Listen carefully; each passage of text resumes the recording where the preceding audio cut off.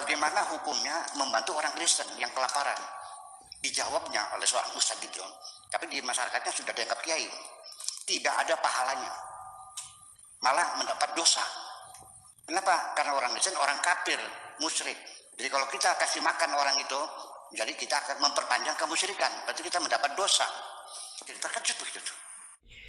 Ya, shalom bagi kita semua dimanapun kita berada pada saat ini. Kiranya kita semua tetap berada dalam keadaan sehat dan apapun yang merupakan aktivitas kita sepanjang hari ini, kiranya Tuhan Yesus memberkati. Dan kembali berjumpa lagi di channel kita ini, yaitu Zemayan Yasin. Terima kasih buat teman-teman semua dan juga para sahabat yang sudah mendukung perkembangan channel ini dengan setia. Dan kiranya kita tetap menggunakannya untuk menjadi berkat bagi semua orang. Nah teman-teman, pada video kali ini saya membagikan kepada kita semua ada satu ceramah lagi yang luar biasa dari Pak Kiai Buya Syakur, di mana dia mengingatkan kita bagaimana kita harus menjaga kerukunan, dan dia berkata bahwa kita ini jangan sampai menjadi korban-korban dari tafsir-tafsir kitab kita atau tafsir agama kita. Karena ada kelompok-kelompok yang mengatakan bahwa kalau kita memberi makanan kepada orang yang berbeda agama dengan kita, maka tidak ada pahalanya. Justru yang ada pahalanya itu malah ketika kita memberi makanan kepada anjing yang kelaparan. Bayangkan teman-teman, yang artinya bahwa anjing lebih mulia daripada manusia atau binatang lebih mulia daripada manusia. Dan itu yang disampaikan oleh Kiai Buya Syakur supaya jangan sampai pengetahuan kita seperti itu. Bagaimanapun ceritanya, manusia itu merupakan ciptaan Allah yang mulia dan lebih istimewa daripada binatang. Mari kita lihat dan mendengarkan apa yang disampaikan oleh Kiai Buya Syakur, videonya yang berikut ini. Kita ini bermadhab atau beragama, atau juga sekaligus juga nanti di kolaborasi dengan bagaimana model kerukunan yang ditawarkan Buya Syakur. Silakan Buya. Saya ingin ngasih pendahuluan. Ya. Ketika kita beragama, pada lingkaran pertama, lingkaran syariat, tatanan hukum untuk kehidupan sehari-hari. Kalau itu kita beragama masih di wilayah hukum atau syariat, kita berpotensi perang saudara. Kalau kita masuk ke lingkaran yang lebih dalam lagi, yaitu thariqah, juga masih ejek-mengejek satu dengan yang lain. Thariqah Naqsabandi dengan thariqah Tijaniyah, ejek-ejekan. Betul enggak? Kalau kita masuk wilayah akidah, keyakinan, akidah ilmu tauhidnya, saling bunuh-membunuh. Kaum rasionalis itu 10.000 yang dibunuh korbannya. Konflik antara Islam tradisional, Islam Sunni, Islam Syiah, Islam Mu'tazilah, korbannya sudah luar biasa. Kapan kita akan berhenti bertengkar ketika dalam beragama kita sudah masuk dalam wilayah cinta? Sekalipun kita dalam beragama di masyarakat ini ada kebencian, ada dendam, ada kita saling menumpah, saling mencilakakan, tetapi Allah telah berkomitmen semua agama akan dibela oleh Allah. Ini di Al-Qur'annya ada. Jangan dibilang sangarang lagi. Nanti gaduh lagi dibilang sangarang. Ada referensinya, ada. Laula daf'allahin nasa. Seorang bunuh surat apa ini? Supaya mereka tahu gitu. Saya lupa nama suratnya apa, ayat berapa. Sempat dicari di Google-nya. Saya bacakan saja, ini firman Tuhannya. Laula daf'allahin nasa. Kalaulah bukan karena pembelaan Tuhan kepada manusia, semua manusia, ya, ba'dhum ala ba'din, sebagian atas sebagian, ya, yang agresornya, ya kan, negara yang diserang dan yang menyerang, yang dipukul dan dipukul, semuanya, yang zalim dan mazlum, semuanya dibela oleh Allah, semuanya dibela, ya, artinya tidak akan bisa kita memusnahkan siapapun. Lahuddimat sawami'u, pasti kelenteng-kelenteng akan hancur kalau bukan karena dibela oleh Tuhan. Wabiyahun, dan sinagog juga akan habis runtuh kalau bukan karena dibela oleh Tuhan. Washolawatun, dan gereja-gereja juga akan hancur kalau bukan dibela oleh Tuhan. Wa masajidu, dan masjid-masjid juga akan hancur. Sampai sekarang masjid masih banyak, gereja masih banyak, kelenteng masih banyak, wihara masih banyak, sinagog masih banyak, masih utuh agama ini. Kenapa? Semuanya dibela oleh Allah. Ya, tanpa engkau ikut membela, Allah dibela oleh Allah semuanya. Itu. Jadi artinya di sini yang menyebabkan kita ini bertengkar satu dengan yang lain adalah bukan persoalan agama, tapi persoalan kepentingan yang bermain di situ. Pengaruh, kepentingan materi, kekuasaan, dan lain sebagainya. Bukan masalah agama. Nah, kemudian juga yang kedua adalah karena misinterpretation, penafsiran yang keliru terhadap teks-teks agama itu sendiri. Penafsirannya dipaksakan sesuai dengan kemampuan dia berpikir. Tidak didiskusikan dulu, diseminarkan dulu, dibicarakan dulu. Jangan terburu-buru mengambil kesimpulan. Nah, ini yang menjadi persoalan. Seperti satu contoh yang dia salah penafsiran. Di dalam beragama Islam ada standar kebenaran, standar eksistensialisme. Bahwa kamu akan menjadi orang hebat, kelompok hebat apabila memainkan dua peran, amar ma'ruf, nahi mungkar, mengajak orang berbuat baik, mencegah kejahatan, supaya itu aman, damai, tentram, makmur. Kita berbuat baik, yang lapar kita kasih makan, yang bodoh kita ajarin, yang sakit kita obatin, anak-anak kita biayai sekolahnya, kebaikan-kebaikan, dan kita mencegah kejahatan, pencurian, perampokan, penipuan, sebagainya. Itu standarnya. Tetapi ketika orang menafsirkannya amar ma'ruf nahi mungkar itu secara sewenang-wenang sesuai dengan pikirannya sendiri, akhirnya orang yang berbeda agama dianggapnya kemungkaran. Padahal kemungkaran itu adalah kriminal sebetulnya.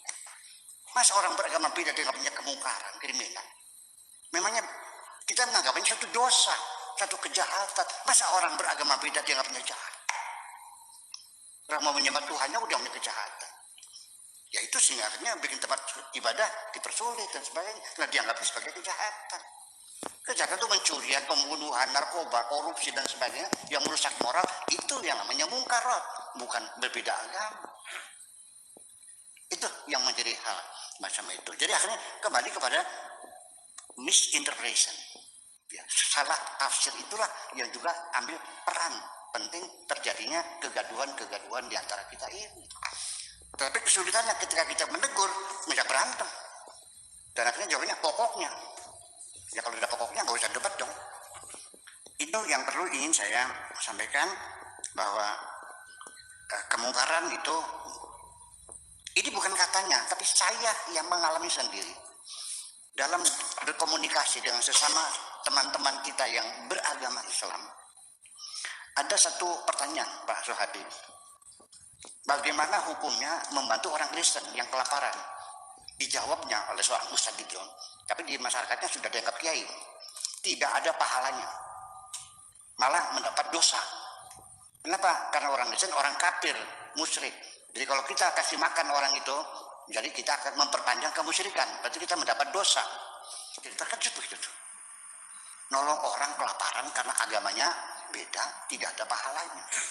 Saya tidak membantah. Dan ini menjadi suatu hal yang sangat unik bagi saya. Balik saya bertanya, nah kalau yang kelaparan itu seekor anjing, lalu saya kasih makan, ada pahalanya nggak? Nah kalau anjing mah ada. Jadi dalam pikiran orang itu, kalau berbeda agama nggak ada pahalanya. Jadi saya dapat ilmu baru, ternyata anjing lebih mulia dari anjing lebih mulia dari manusia. Nah itulah yang jadi persoalan. Ini bolak-balik penafsiran kita yang sesungguhnya perlu kita perbaiki.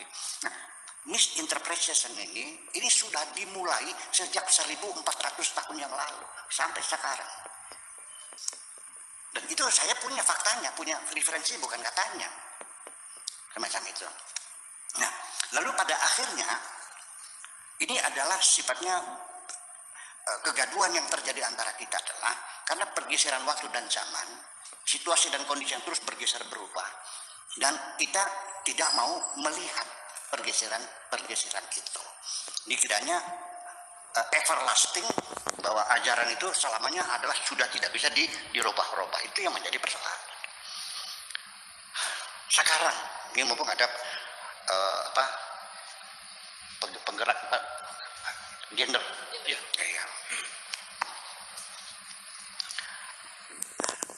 Di depan mata saya sehari-hari banyak suami yang mukulin istrinya.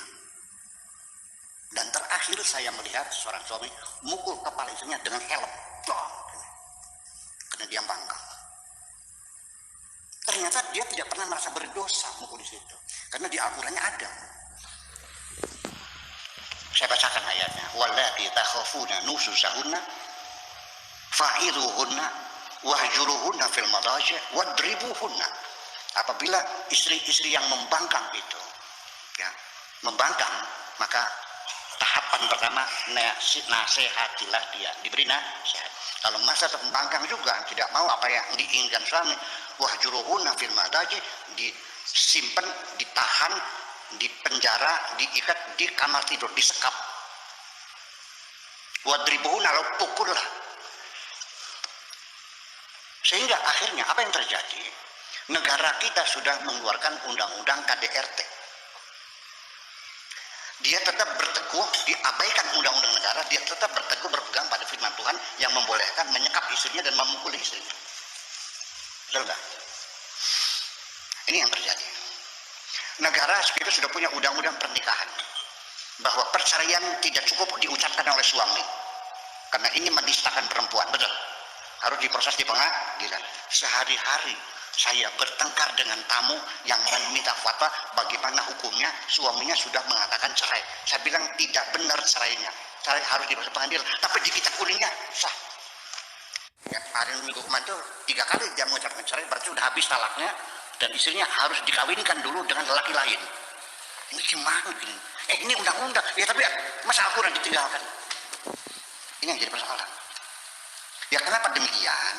Satu sebabnya mereka yang tetap bersikukuh, ya kan gitu, bahwa adalah karena meyakini bahwa Islam itu sempurna, sehingga tidak boleh direvisi, tidak boleh dihentikan, tidak boleh diperbaiki, tidak disempurnakan, sudah sempurna. Artinya kita sudah tidak perlu mikir lagi, tinggal amalkan saja secara tekstual. Ini yang menjadi masalah. Makanya saya dibully. Menurut Buya Syakur, Islam tidak sempurna, betul nggak? Di YouTube, betul nggak? Saya disalahkan. Maksudnya apa Anda jadi marah itu? Maksudnya sempurna. Jadi yang sempurna bagaimana? Jadi artinya ketika Amerika melarang perbudakan sebagai hak asasi manusia, dinyatakan tidak sah. Abraham Lincoln tidak berhak membebaskan perbudakan karena agama kita tidak melarang perbudakan. Apa Anda yakin Tuhan memperbolehkan perbudakan? Masih boleh dijual? Itukah kesempurnaanmu? Itu persoalannya, itu saja. Jadi ujung-ujungnya mah sebab konflik antara kita ini, yang satu adalah karena misinterpretation, ya kan begitu, teks agama semacam itu. Kemudian ada lingkaran-lingkaran kita pada lingkaran syariat, torekot, hakikat ini.